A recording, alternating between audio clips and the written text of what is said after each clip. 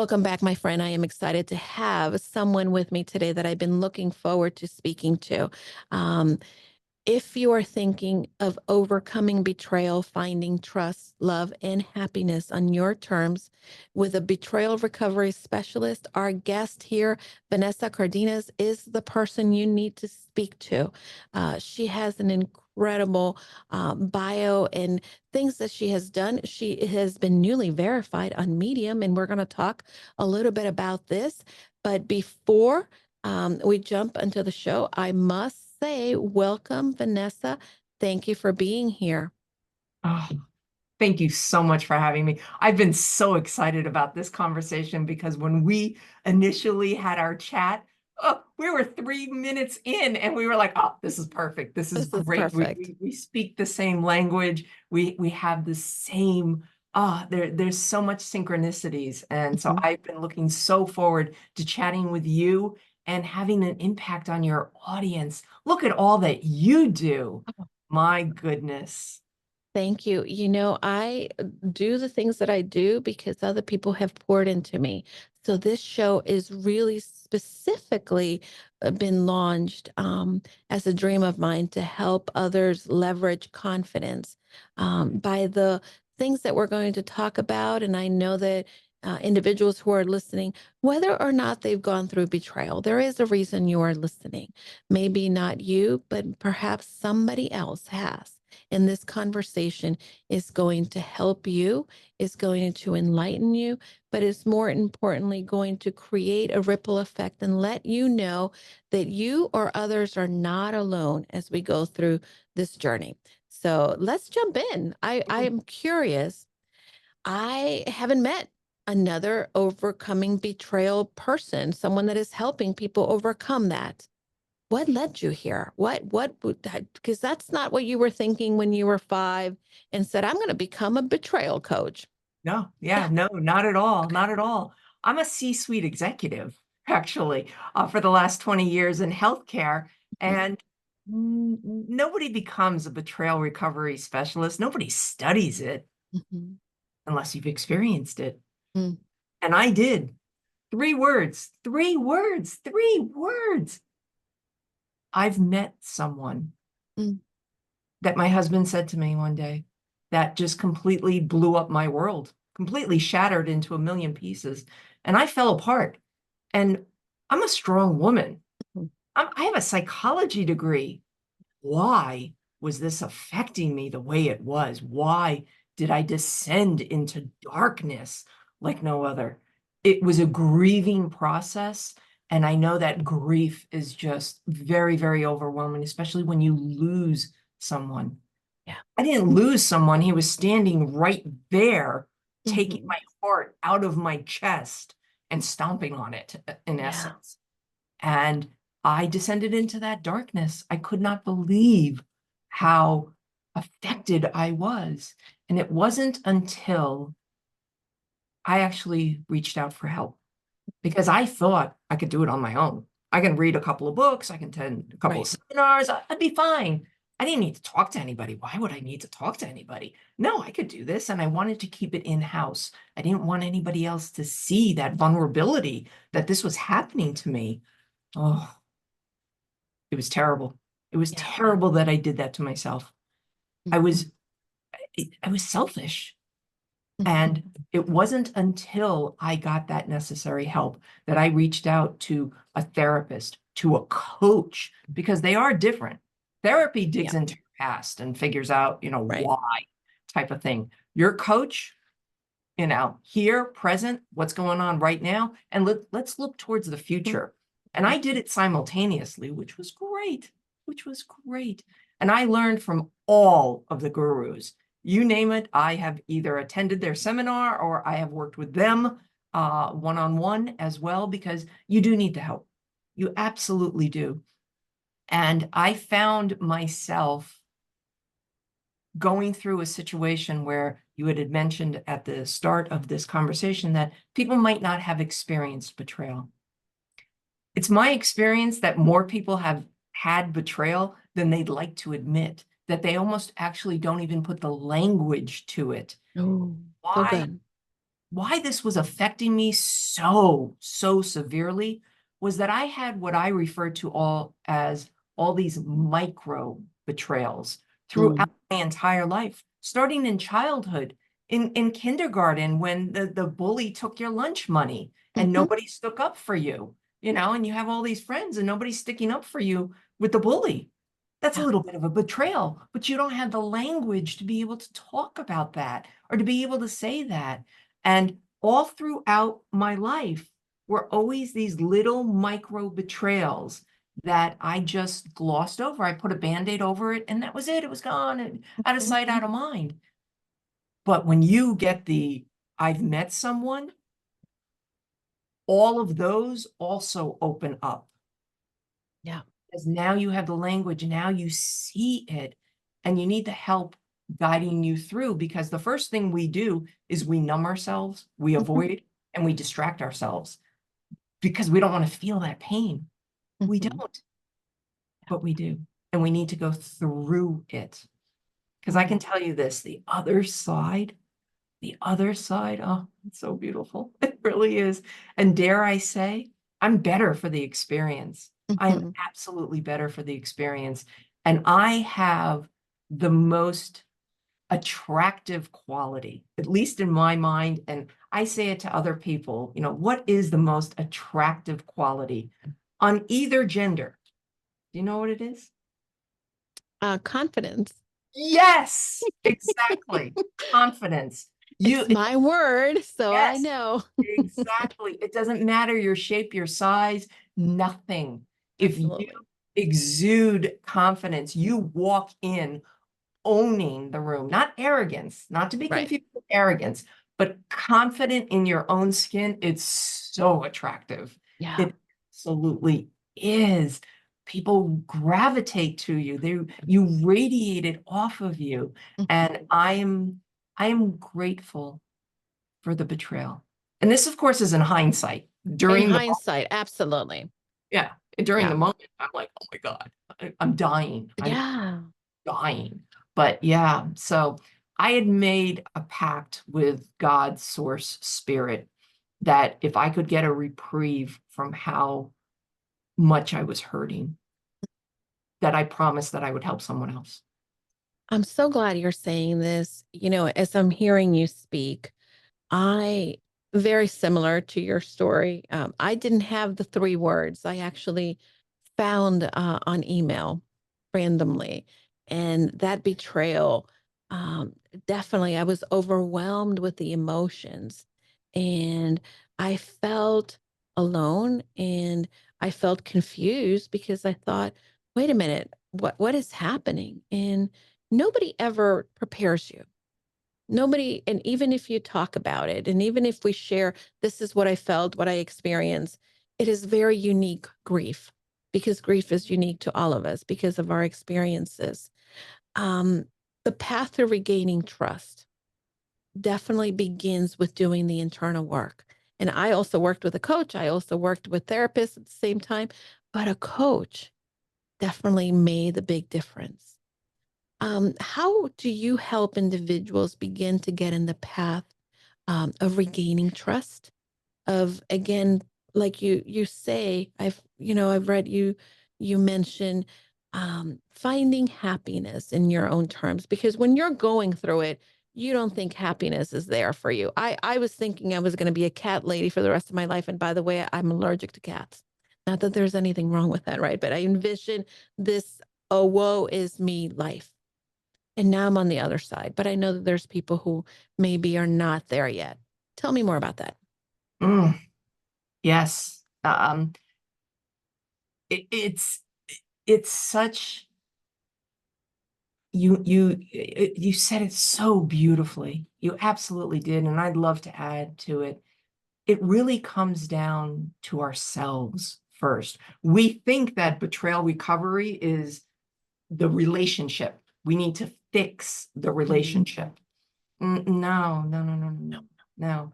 First of all, I don't like the word fix because it implies that you're broken, and Yeah. you're not broken. Something terrible has happened to you, but it wasn't about you.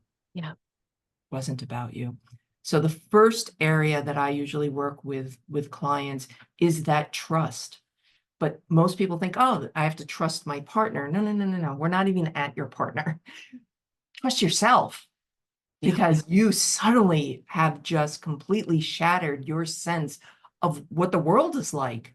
And you don't trust anything, anyone, nor do you trust yourself. So it's starting very small, very incremental. What can you trust today? Oh, I can trust that the sun will rise. Oh, so good. Yeah, I can trust that the sun will set. I can trust that if I turn on my faucet, water will come out. It's these little micro trusting that you say to yourself, Mhm. this is what's going to happen, and it happens. This is what's going to happen, and it happens. Then you start the foundation of trust, which is built brick by brick by brick. Can't run a marathon just because you bought a pair of sneakers. Doesn't work that way. It all starts with one step after another after another. So it's layer after layer after layer. Then the Mhm. next step is to make commitments to yourself. I commit that tomorrow morning when I wake up, because I'm in the throes of betrayal, I am actually going to brush my teeth. I Mm. know it sounds silly, but yes, we lose sight of ourselves. Yeah. So we get up the next morning, we brush our teeth. We made a commitment to ourselves and we did it. We're learning to trust ourselves. Yeah. That, Trusting ourselves is difficult in the middle of that muck. mhm, exactly, Mm. exactly. And then it's asking the people around us to make a commitment and to stick with it. Mhm. I'm going to meet you at 12 o'clock. You're there at 12 o'clock. You've honored your commitment. I can now, little trust nugget in the bank. Good. And it's just building it piece by piece and getting to the point where you have self-trust, where you can look around and see things for what they actually are. You've taken off the rose-colored glasses and now you're just wearing dark black glasses. We're going to take those off. We're going to look around. We're going to peek around and we're going to be like, okay, Yeah. it's good. It's good. There's so much, so many layers that are things that we need to kind of work through. Um, One of the things that you said is these micro betrayals, but micro wins as well. Mhm. I love that you're talking tiny, tiny habits are my thing. So of course, I am excited that you're talking about this. But a lot of times people think that little steps don't help. They want to be there at the end. They want to be fixed right away. They want to have the pain go away. Um, what are things that you will say to that person that says, I don't think that's going to work. I need an answer. I need that change right away. What do you say to them? I compare it to going to the gym. Just Mhm. because you do 600 crunches in one day does not mean the very next day you have a six pack. It doesn't work like that. Yeah. Same thing learning to drive. You didn't get in the car for the very first time behind the wheel and know everything there was to know about Mm. driving. We learn things in incremental steps. We cannot go from A to Z without the rest of the alphabet in between. It just doesn't work that way. So I try to show examples in their own life. You know, when you got into the car for the first time, did you know how to parallel park? No. Exactly. So we're going to take it step by step. Okay. First thing we need to learn to do when we drive a car is actually look at the mirrors. First thing, put the seatbelt on for safety, put our hands on the wheel, turn on the engine, gently, gently put our foot on the gas. Now, for those of you that have taught a teenager how to drive, do they gently put their foot on the gas? Woo! Oh, No. my goodness. Yes. So Oh. I use those examples just to give a frame of reference. We're not going to get from A to Z overnight. I like that you gave that very tangible example. I love that. I think that when we start to see it, that yeah, we don't land. We weren't babies that woke up running. We had to really go through every single step. Um, Betrayal again is something that Most individuals, whether it be a micro betrayal or other ways in which we experience it, but we sometimes are the person on the other side. Oh, And there's a lot of shame mhm, when we maybe have been that person. There's someone listening who is on the other side and perhaps betrayed others. mhm. What do you say to that person listening? Own up to it. Take full responsibility for it. Genuinely apologize if you feel that way. I have found in my experience in working with clients that sometimes people want out of their relationship. Their relationship has run its course. They want out. And their partner is not hearing them for a variety of reasons. Maybe they're not speaking clearly enough, but for whatever reason, their partner is not hearing them when they say they want out. So they do the most damaging thing, the most irrepressible thing that will never be forgiven. They cheat Mm, yeah. as a way of getting out. And it's very detrimental. It absolutely is. So my first, for somebody who has already betrayed, communicate. Communicate. Give your partner the reasons why, because your partner is agonizing. The person who has been betrayed is agonizing as to why this happened. Why is the biggest question. The second question after it is all the variety, where, how, you name it. We have a running checklist through our head of every single question that we want to ask. But right at the top is why.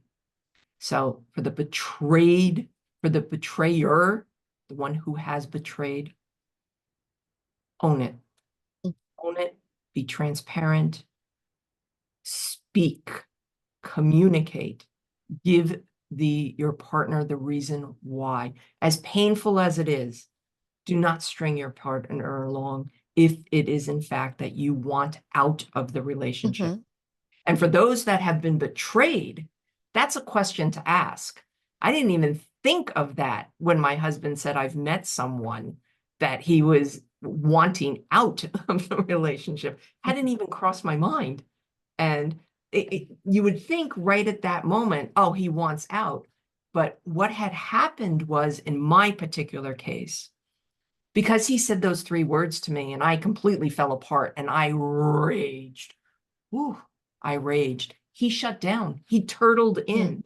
And it wasn't until we went to marriage counseling that he communicated that the reason that he told me I've met someone is that he was feeling that our relationship, because we had been married for over 20 years, we had known each other for over 30 years, wow. that it became very micromanaged. And we were micromanaging our household, we were micromanaging our children, we were micromanaging our careers, we were micromanaging our relationship. And suddenly this other woman fluttered in and caretaked his confidence Mm, and it made him feel really good. And he liked that. He liked the way it felt. He just didn't want it from her. He wanted it from me. But because he didn't communicate that, and the way he said, I've met someone, and in a split second, I had already seen them married with kids and the house, the cars and the money, and me being alone, cat lady, just like you said, in an instant, I thought that. But here we are, we're in marriage counseling, and he says, well, I wanted that from you. And that's when it kind of dawned on me, wait a second, did you do this? Why did you do this? Like now we're back to the why again. So again, it's communication. It's always comes down to communication. We have got to use our words and we have to use them effectively. mm. The best example I have for this is there is a wonderful episode of Friends. Oh, my favorite show. Yes, where Ross finds out that Monica, spoiler alert, Monica and Chandler are dating. Mhm. So they walk in, there's Ross, and he goes, you're dating? My sister is dating my best friend? and they look at each other and they say, it's something nice. I love him. I love her. Pans to Ross again. You're dating my sister and my best friend. Exact same words. Mm. Exact same words. We have to use our language. We have to talk. And the other person, and this was my fault, completely my fault, needs to pause, respond, ask for clarification. In my case, I didn't pause. I reacted immediately, not allowing for any explanation or anything else. And rightfully so, my husband just turtled in. He was like, oh my gosh, I cannot believe what I've just done. And now he's feeling the shame and the guilt and everything else of, oh my God, I have destroyed. I've seen my wife I've seen her give birth to my children, everything. I've never seen her this way. I've destroyed her. And there's almost no recovery. How do I clean this up? What are the immediate action steps that someone can begin with when we are betrayed? First and foremost, slow down. Slow down. Everything is coming at you light speed. Slow it down. Breathe and slow it down. I really suggest that you think about who you want to talk to, because once you let the toothpaste out of the tube, you will never get it back. Oh, so good. To tell all your girlfriends, can you believe what he has done? If there is any chance of reconciliation, your girlfriends will always be judging you for that. You didn't. Absolutely. Yeah, absolutely. It's knowing who in your circle, because you do need a circle of, but who is going to provide that support to you without judgment, giving you the space you need to get to the clarity that you need to make a decision, whether to stay or to go. Sometimes that decision is very vague. We don't know yet because we don't have enough context yet to decide to stay or to go. Sometimes it's very obvious, especially if there's abuse. If there's abuse, you get out. You get out. You get out. Hands down. But sometimes, especially in my particular case, to stay or to go. To stay or to go. It's also not fair to bounce back and forth. You're not doing your relationship any justice by doing that. Or the people around you, especially if there are children involved. Exactly. Exactly. The uncertainty is very unnerving. It truly, truly is. And you don't want to be in that position. You want to get to the clarity that you need to make a decision and then live in that decision. It's not 100%. Just because you decide to stay and you live that way, and then maybe a year or two down the line, you realize this isn't quite working. That's okay. That's absolutely okay. There have been lots of instances, we know it, where immediately separate, divorced, everything else, and they both comment to other people around them, we should have worked it out. We should have tried to work it out. In some manner, we should have given it effort, some sort of effort. And usually that's really far removed. But it's the immediate step is definitely slow it down. And it's really hard. I'm not saying it's easy. It's not. But we need to slow it down. The third suggestion that I have is really important. Women, even if he tells you it was an emotional affair, even if he tells you it was all online, that he never had any physical contact, please go to your GYN. For your own peace of mind, have STD screening. I know it's ridiculously embarrassing, very much so. I was, my GYN, bless her heart, she's been with me for 25 years, knows I'm married, I needed to walk into the office and say, I need STD screening. Yep. And, because I feared the judgment. Oh, what's going on with you? What are you doing? What's he doing? And I didn't need any of that. Right. very unnerving, but yes, get STD screening just for your peace of mind. There's nothing there. Okay, there's nothing there. But if there's something there, Yeah. uh, yeah, we got a problem. We got a different problem. Knowledge is power, Vanessa. Mm, And I also had to do that shameful walk into the doctor's office, and but it's a step. It was one of the first things that I did as well. And in my case, my marriage we didn't save the marriage. It couldn't been saved. My husband, and we're friends. My ex-husband and I are friends. And he was very tortured in his life, and he definitely had some demons, and he I'm not going to say we shouldn't have married, because I am the person that I am because of that relationship, and I treasure that. But certainly, he was betraying me with another gentleman, which that was a double whammy for me. Not only am I betrayed, but then I was betrayed. Like, wait, something is wrong with me, and at the same time, I felt like, wait, there's nothing wrong with me. Now this makes sense, and it was such a confusion set of emotions. um, I love that you have some very clear takeaways for people. Do mm. you feel that most marriages can survive betrayal? Because I was in a different boat, but I wonder if there's someone listening wondering, can I survive this? What do you say to them? There has to be a willingness by both parties, that both parties want to Mhm, make the marriage work. If you don't have that, it's almost doomed, especially if the person who did the betraying, the betrayer, doesn't mhm, own up to it, doesn't think that there's anything wrong with mm, whatever his behavior was, his or her behavior was, that is causing you to feel the way that you are. And every relationship is as unique as your fingerprint.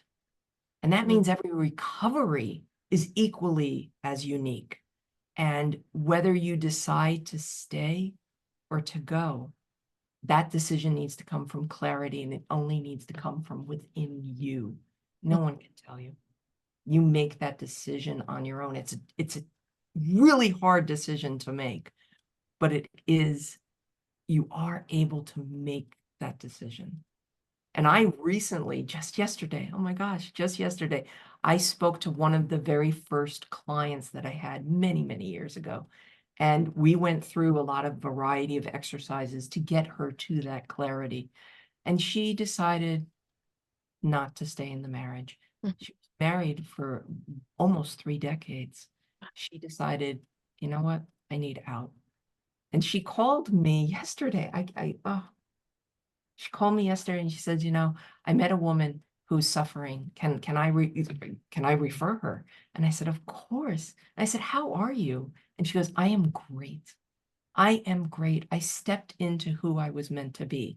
Now that's completely different than me. I stepped into who I was meant to be, but I'm Mhm. still married. Right. She stepped into who she was meant to be, but she decided to divorce. Mhm. The spectrum is all there, and you can't, when we compare, we despair. Yeah. Don't compare. Don't compare. Again, we circle right back. Confidence. Mhm.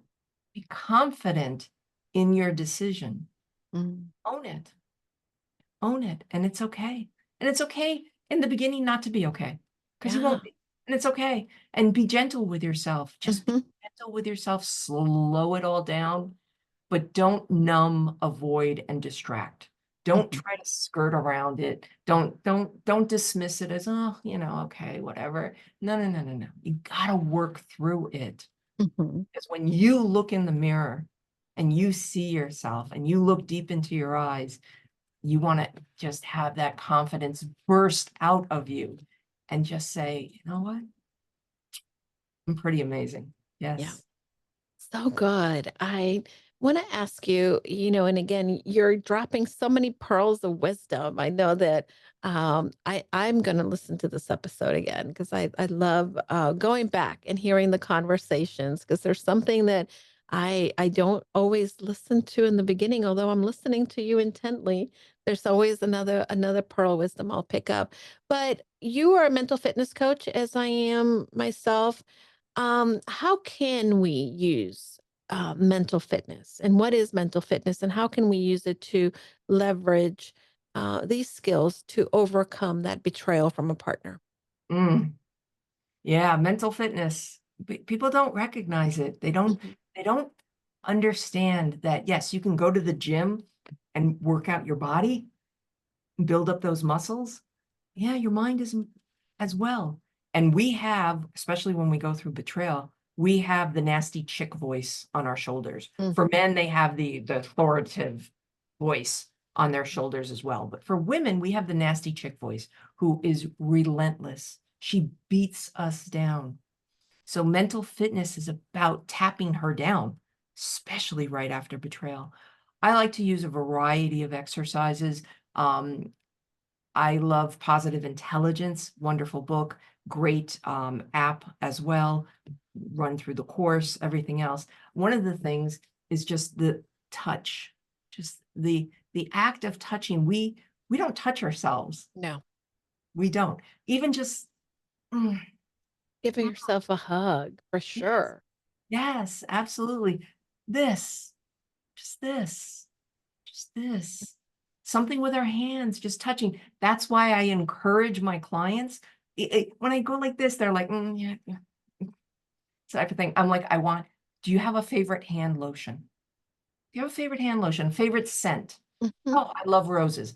I want you to go to Bed Bath and Beyond, and I want you to get rose scented hand lotion. Okay. And every day, 3 times a day, I want you to take off your rings and I want you to put lotion on your hands. They think it's related to the lotion. No, it's not. It's related to the touch. I want you to touch. I want you to touch. Do you use face cream? Oh, yeah, no, every once in a while I'll use face cream. Okay, I want you to use it nightly. Mm. I love that. And for me, you're speaking about hand cream. Here it is. And this is the little something that connects me to that present moment. Taking that deep breath. I'm here. Mm, That breath is the only thing that can connect you to the now. You're mhm. not in the future breathing, you're not in the past breathing, you're really in your body, and being aware are some of these really good nuggets that can help you um, in under difficult circumstances, whether it's betrayal, whether it's been a difficult boss, the traffic, whatever it might be going on. So Abs- I love the hand lotion. This is very, very good. You Such a want great another tip. one? Yes, give me another one. Okay. I have always been fascinated. I'm working in corporate America for quite a while. I worked in Manhattan, and my colleagues would get up at about 10:30 in the morning and go out for a cigarette break. Mhm. And then they'd come back and they'd be so relaxed. And I'm like, I'd look around, I'm like, wow, they'd leave just so tense and I need a cigarette. Mhm. And they would come back and they'd just be like, so chill. And I'm like, Right. I need to take up smoking. Right. What's their secret type of thing? And I started to follow them down for Mhm. their cigarette break just to kind of observe what actually is going on. What it is breathing. Think of it this way. And for those of Mhm. you that are smokers or those of you that have quit smoking, I apologize in advance. But hopefully you'll understand this. So what does a smoker do initially? They light their Yeah, cigarette. They put it up to their lips, they light it. and they're breathing in, yeah. They're breathing in. Their chest Mm. pops out, their shoulders go back. And then what do? Get it out. So now they have breathed all the way down to their hips Mhm. and let it out. Mm. Now, the average cigarette is about 15 puffs. So they're Wow, breathing in. breathing out. I've never looked at it that way. And then at the end of the cigarette, what do? They hold it Yeah. for the longest time. Mm. They let it go. They flick the butt. Yep, It's not the smoking. yeah. It's the breathing Amazing. in and the out, the in and the out. So I invite my clients, I want you to smoke without a cigarette. There you go. I like it. I like it. Breathe in, breathe out. Um, that diaphragm breathing can make such an impact. We flew back from Orlando this week. My husband and I went to the 10th annual Podfest conference, and we, there was a little turbulence, and people started to get nervous. And for me, I just took a deep breath in and out, and as I calmed myself, I can feel my husband's body also, becoming a little more, calm, because he was tense. Not that he was worried, but, you could feel a little bit of that nervous feeling, and I think that this is so important, specifically in relationships when we feel ourselves vibrating very high. It's very important to take the pause, Mm, take the pause. And that can make a big difference with what you may say next, what you may interact with. And it's a gift that we all can leverage. very, very Yeah. true. Extremely well said. No, well, you got started. I'm just following your lead. Vanessa, I want to celebrate you because you are now verified and a verified contributor for Medium. Tell me more about that because I'm so excited. People will get to read some of your genius out there in additional places. So, tell us more about that. Ah, somebody had recommended it to me, somebody who read my book and was like, "You write extremely well." You're like, matter of fact, yeah, I'm from New York, so I get right to the point I type love of it. thing. Like, you know what? You should actually write for Medium. Your blogs are great on your website, but they're only being seen by those that gravitate to your website. Hmm. Medium is such a large platform. You might enjoy that. So, okay, I dabbled in it and threw up an article that, started to get some traction and then threw up another article. And then I got invited to be a verified author. And, I'm reading through the application and it's talking about your publisher and your publisher's contact phone number and everything else. And I'm like, well, wait a second, my books are self-published. Hmm. They're available in paperback on Amazon, but they're self-published. I don't have a publisher. And I was feeling a little, I was letting betrayal, I was betraying Hmm. myself, Hmm. Hmm. kind of seep in. And I was like, you know what? I'm going to apply for it. And, it's a little blue icon next to your name. And I was like, oh, okay, whatever, type of thing. I was diminishing it again, self-betraying myself. Self-betrayal, yeah. Yes, absolutely. And I got that email that says, congratulations. Oh my God, I was so full of pride. Yep. This little blue icon that says, I'm a verified author on the Mm. Medium platform. And it's, oh my gosh, so much pride, so much pride. Mm. Oh, good. Well, I am proud of you and I'm excited because, again, resources, information, support, we can't do it alone. We really can't. And you are a very trusted advisor to many for what you are doing. You mentioned your books. Tell me a little bit more about your books. Mm. They weren't they weren't created for commercial or an academic success. Not at Mhm. all. Not at all. I wanted I wanted to put out the book that I needed at the Mm. time. My nightstand was stacked with books about betrayal. And while each and every one of them had tons and tons of highlights within them, there were certain aspects of each that I didn't like.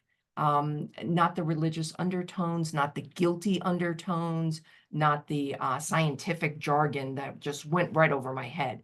Again, when you're right in the throes of it, it's really hard to concentrate on anything. I wanted a quick book that told me in 3 pages or less, because that's all I could really read, Mm. what I was going through, why I was feeling that way, and what I could do about it, some suggestions that I could do about it, and end on a positive note. So every single one of my chapters ends with a journal prompt, something to Love it. think about as hopefully you start to fall asleep. and you have a good thought in your head, that you wake up somewhat a little bit more refreshed, that the betrayal isn't right when you wake up, but rather, here's what I'm going to do today. I'm going to set the intention and I'm going to do this, whatever this is, Mhm. but the intention. So my book was designed that way. And then I had I had a magical moment where someone had reached out to me. She was really struggling. She wanted my services pro bono. And in talking to her, I recognized that she was going to have a very difficult holiday season. And I went home and it was just ruminating in my head. And I decided that I was going to take all of the proceeds of my book for the entire year and cut her a check and send it to her. Ah, Because again, beautiful. it wasn't created to be a commercial or an academic success for me. It was designed help Yeah. to help someone else, that if they go, they purchase it, they read it, and it helps them. It actually says in the back of the book, when you're done with this book, please donate it to your local library or your GYN office or Yeah. your lawyer's office, some office where Mhm. somebody who's going through the experience can find it, see it, and take it, Yeah. so that they have it. Because what it's such a shame inducing Mhm. situation that sometimes people don't even want to put it in their Amazon cart, Yeah. as if Amazon is judging them. Amazon's not gonna judge you, friend. And by the way, I love that. When I find a book that I enjoy, I buy one for a friend, and I know that I am going to give this one away because there's so many messages that we need to hear. And we need to sometimes have these angels come alongside of us and share these messages. You do that in a lot of the work that you're doing. You are helping women get past the grief and get past some of the uncertainty that you experienced during that time, and even the anger. There's a roller coaster of emotions, and certainly having a trusted advisor by your side is key. You have a book and you're in the process of doing another one. It's the Over 500 Ways to Talk to a New Man After Betrayal, Great Conversation Starters. And now you're going to be doing another version. Tell me the new version that you're working on. The new version that I'm working on, and again, it was based on feedback, Mhm, was that a lot of women who've gone through betrayal and have decided to divorce jump back into dating. mhm. They struggle because the betrayal is so front and center. They're so Yeah. worried about being betrayed again. They don't want to repeat that pattern. How do they communicate? How do they communicate with a man without dumping all over the man on the first date, which you don't Mhm, want to do, but also setting your boundaries? mhm. Here's where I'm at. Confidence. So I took my existing ebook that was specifically how to talk to your man after betrayal, whether that's staying with your existing man or moving on to a new man. But now I've taken it and morphed it into really specifically for those that have gone through divorce. So I would love the opportunity to offer it exclusively Thank to you. your audience for the time being, until I do plan probably in the summer or the fall to do a workshop on it, because I love, Ooh, that would be powerful. yes, I Well, you're gonna have to pass on the information when you do that. I think it's so generous that you're offering this to the audience. We need it, and we know someone that needs it. So this is excellent because confidence, like we've said, is that piece that makes it happen. You walk into a room and it's that unspeakable gift that we can give others to help them build their confidence. So many different things to unpack. Our time has kind of, run away because this is so good. This is a great conversation. I'm going to listen to it again. But Vanessa, how do people find you? How do they connect with you? Your resources. You have courses. You are a speaker. So how can people get to know you and leverage all of the gifts that you have, and take advantage of what they need from you? Mhm. Well, my website's a great place to start. It's filled with tons of resources for you. And it's at understandingear.com. And it comes from a quote from one of my favorite books. The author, believe it or not, Stephen King. Yes, Mm, horror writer. Oh, yes. Stephen okay. King. He wrote a wonderful book called Different Seasons. It was short stories. And in one of them, it starts with this beautiful quote, and I've condensed it. The most important things to say are the hardest things to say. They're locked within, not for the want of a teller, but for the want of an understanding ear. Mm, powerful. Thank And so good for us to kind of say goodbye on this note. I love that quote. And I know that people have a friend and an understanding ear in you. you. And thank you for the work that you do on behalf of all the women who are benefiting from your gifts, your talents, your ear, and your love and dedication for them. Vanessa, will you come back? Absolutely. It would be my honor to. Yeah. Well, amazing. Well, thank you so much for being here. And don't forget, go confidently in the direction of your dreams.